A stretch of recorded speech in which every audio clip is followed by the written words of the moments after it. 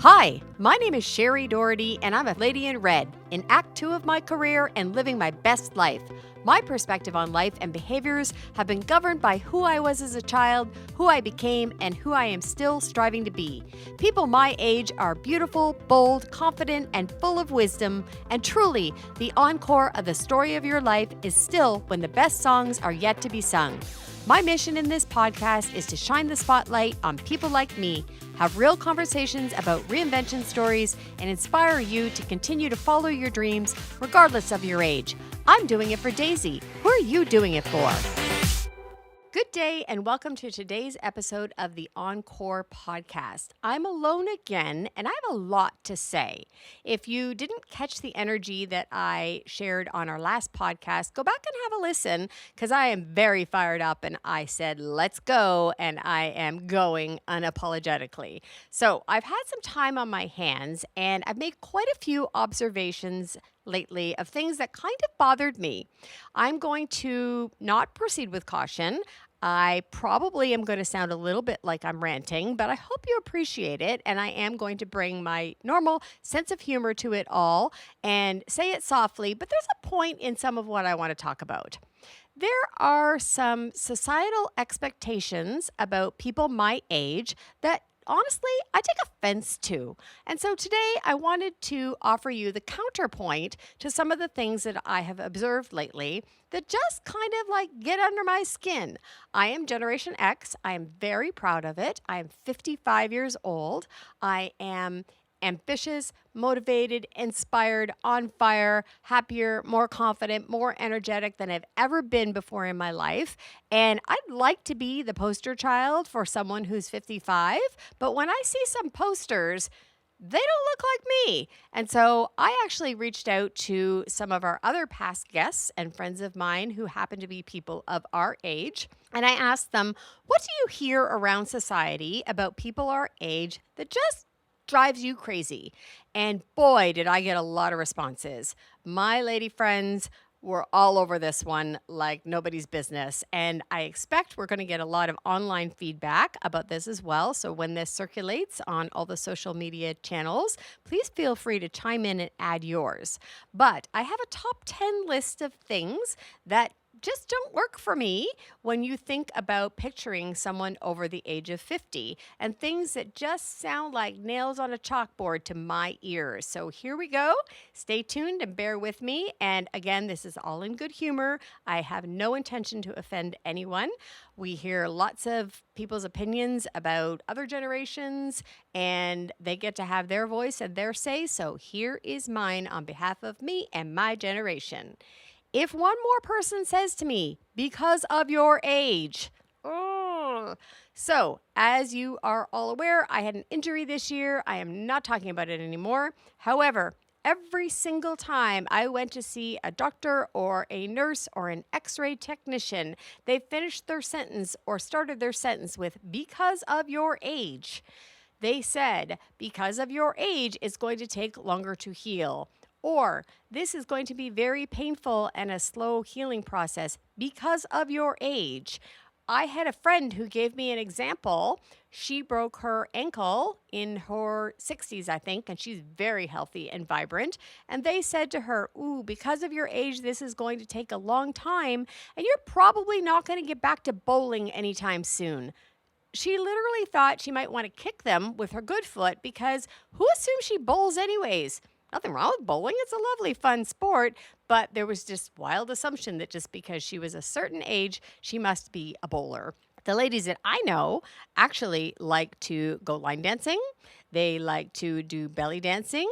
They like to run marathons, and they are crazy fit. And so I would like to ask society to please drop the words because of your age. Number 2. I was recently at a senior center and I saw a poster that was advertised to the 50-plus generation that said, we have gentle chair exercises for people 50-plus. Are you kidding me? I'm still running around on a day-to-day basis in my high heels. I don't need a chair. I need a chair when I sit down to eat dinner or have a glass of wine with my girlfriends, but I do not need chair exercises. I also don't mean to generalize, but in my mind, maybe I need to do some chair exercises when I'm 80. Probably not. If any of you have seen my mom, she doesn't need a chair exercise and she's 85. That is just so offensive. I'm just going to say it like it is. It's just so offensive, assuming because I'm over the age of 50, I need a chair to support me in my exercise. Please stop that as a marketing technique. The other question that came to me recently, well, I'm going to go down a rabbit hole on this one. As someone over the age of 50, the first time that the girl at Shoppers Drug Mart asks you if you qualify for the seniors discount, you go in your car and you cry. And you think, oh my God, how did I get to a place and what do I look like where this girl thinks that I qualify for the seniors discount at Shoppers Drug Mart? That's what happened to me. I was mortified. I then had to remind myself that she was probably about 17 and I probably did look like her grandmother to her. And that's okay. The second time that I went in, it actually happened to me before I was 50, so I'm not even sure I actually qualified. I looked at her and I said, yeah, I'll take 10% off, thanks. That makes a ton of sense to me. So you kind of have to switch your perspective about those sorts of things. Someone's offering me a discount on something. I'll take it. I'll take it whether I qualify or not. But in the moment, the first time it hurts. The second time you're like, yeah, give me my 10% off. However, last time it happened to me, I thought, why do you get a discount for being over a certain age? Because honestly, when I needed a discount was when I was trying to build my life. And so when we were paying for daycare or paying for high-level sports activities for our children, or when we were saving to try and put them through university, I could have used 10% off then. I have a little bit more discretionary income now, and I'm not saying I'm not grateful for being offered a 10% discount, but I think it's interesting that you get rewarded for living for 50 years. And I'm not trying to be disrespectful to people who live on a fixed income because I'm fully aware that there are people who need those discounts and they live on a fixed income, just being a little silly. Curious though, because I really could have used that discount when I was 30, not necessarily when I was 50. That's my rant on that one.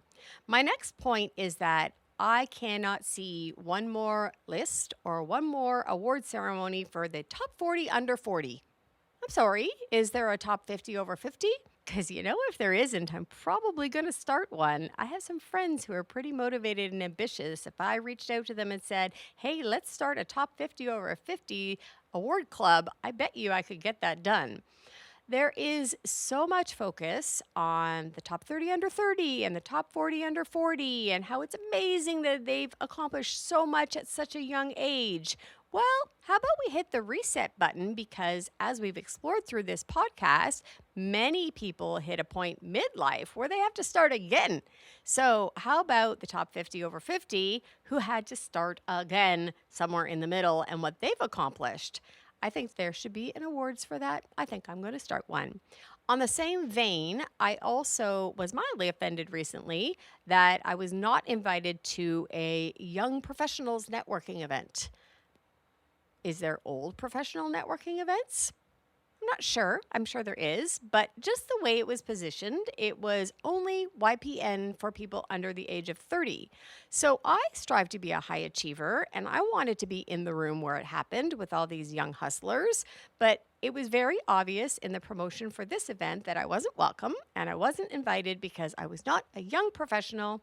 I am an old professional or a medium professional. Let's call it that. So enough on the top 40 under 40 things, but I also think there's some nuggets in there that I'm going to start to initiate something new for people our age who are still doing amazing things. That's part of why I'm doing this podcast, but I'm going to start an awards program and we're going to have our own gala and it's going to be awesome. The next thing that drives me a little bit crazy is that people assume that I'm planning to or that I want to retire. I don't. Let's be clear. I have absolutely zero intention of retiring. I don't want to retire. It even happened to me when I left my corporate career. So when I left my corporate career, I was only 50 and I had people say to me like, oh, are you retiring now? And I thought, no. Why would I retire? I have at least another 15 or 20, or in my case, 30 good years of hard work in me. I want to contribute to our community. I want to do amazing things. I don't want to retire. I'm honestly a little bit afraid of retiring. I don't know what I would do with myself. I really love working. And interestingly enough, actually, I was listening to another podcast this morning where they were talking about why retirement even came to be. And it actually was a government initiative to clear out some of the aging population to make employment for the younger people, which I get the theory, and I'm not going to get into politics or economics whatsoever, but retirement should be an option if you want it. I'm going to be completely honest and say I was depressed on maternity leave. I love my babies, but I am not meant to stay home and I am not meant to not work. So I'm kind of scared of retirement and I don't want to. But people just assume that, oh, you're of a certain age. You must be really looking forward to retirement. Nope, really not. I'm really, really not. Along that same vein, though, people also assume that I can afford to retire. Let's also be clear about that one. I can't. We spent years having a great life, but we raised children, we paid for high-level athletics, we put them through university, we've had a ton of fun, and no, I can't afford to retire just yet, nor do I really want to, but people just assume because they look at us and they look at our lifestyle and they look at the things we do that, oh, well, you must be ready to just put your feet up. I am not. I am ready to put my feet in some kick-ass red high heels and continue on with my march with life. The other thing that drives people my age crazy is you look good for your age. Please stop saying that. I just look good. It doesn't have to be for my age. That actually negates the compliment because that is all the person hears is that not that they look good, just that they look good for their age, which is actually offensive to the entire population of people because it generalizes that they don't normally look good and that you're an anomaly because you look good at your age. So please stop saying that. It's not a compliment. And we all walk away thinking, what did that mean? Odd. Please stop saying it. Another assumption, I think I'm on number 7 now, is that I can't use technology.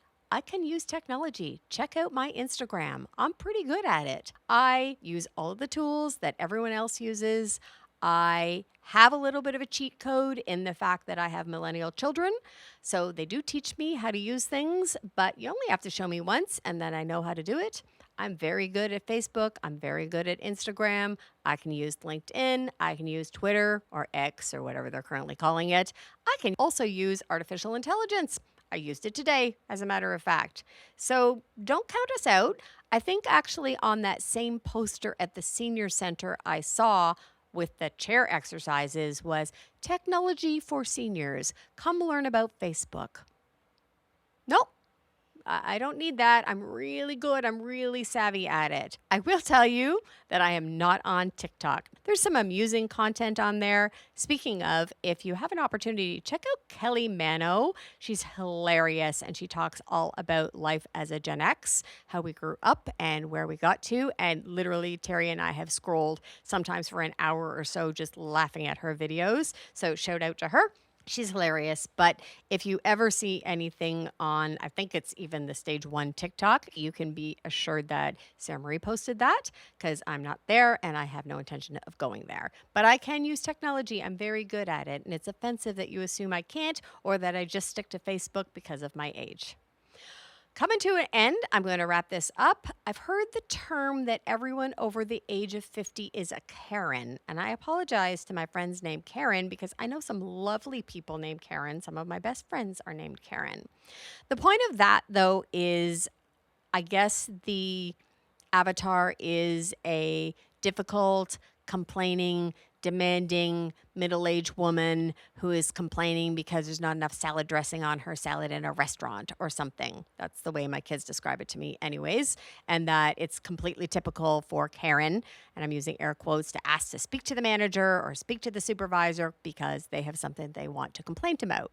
I guess I look like I could be of the generation named Karen, and sometimes I do speak up for myself. The reasoning behind that is I worked really hard all my life to earn a little bit of respect and to earn a little bit of money, and when my steak's not cooked right, I'm going to send it back. I am bold and I am confident and I am a consumer just like everyone else, and I will speak up. But I am kind and I am full of grace, and I will always do it politely. It's just the manner in which you assert yourself. And so I'm not a Karen. I am just a lady who is confident enough to speak up for herself when the opportunity presents itself. And I'm going to bring this one in for a landing now that I'm not a grandmother. Just because I'm 55 years old does not mean that I have grandchildren yet. I aspire to one day, but it's not the time in my life for either me or my children, and I'm completely happy and comfortable with where we are all at. But I have had people say to me, oh, if you're with a child, oh, that must be your grandchild. No, it's just a friend's kid that I'm holding their hand because they're adorable, and I do love children, but there's just an assumption that, I have a few wrinkles and a few gray hairs, and so that must be my grandchild that I'm giving a hug to. That is my rant. I hope everyone takes it all in good humor.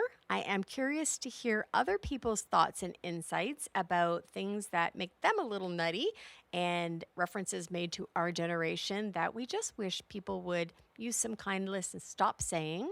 I will refocus on a couple. Please stop saying because of your age. And please also stop saying you look good for your age. Those two hurt. We just look good. And we are going to heal just like everyone else. We can be happier and healthier and have way better habits than some of the younger generation. We are kind, nice, good people. We want to contribute. We want to pass on some of our wisdom, and we want to make the world just a better place to be in. And we are very proud of what we've accomplished. We're proud of the families that we have raised. And just a little respect, please. That's all we're asking for. Everyone have an awesome day, and thank you for listening along.